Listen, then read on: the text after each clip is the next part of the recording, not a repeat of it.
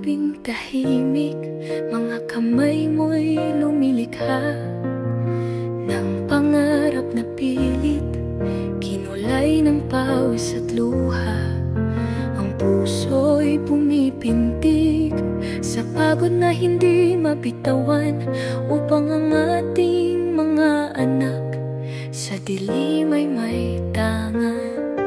Ningiti ka sa hating gabi, basa ng hirap at minsa'y salat. Alay mo'y dugo't oras para lang sa kanilang bukas. Kahit mabigat ang yapak mong maralita, ngunit puno ng tapang. Ama, ikaw ang haligi ng tahanan. Kay tagal ng mga luha, kay tagal ng pagtitiis, ngunit ang pag-ibig niyo't pagsuyo'y ay labis.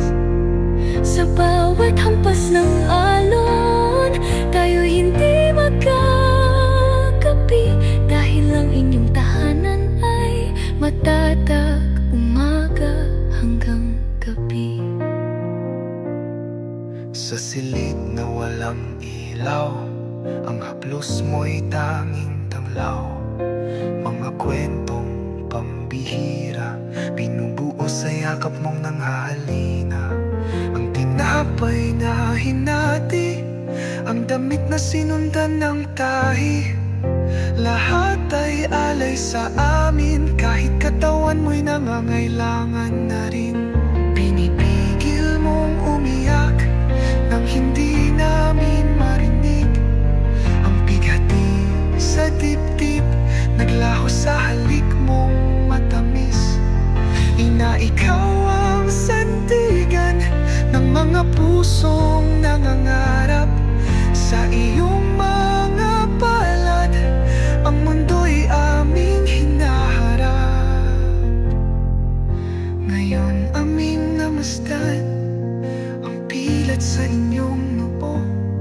Mga taon ng pagsuyo, naging ilaw ng aming puso. Sa bawat hakbang namin, andito kayong gabay. Ang sakripisyo nyo'y bumunga ng aming tagumpay.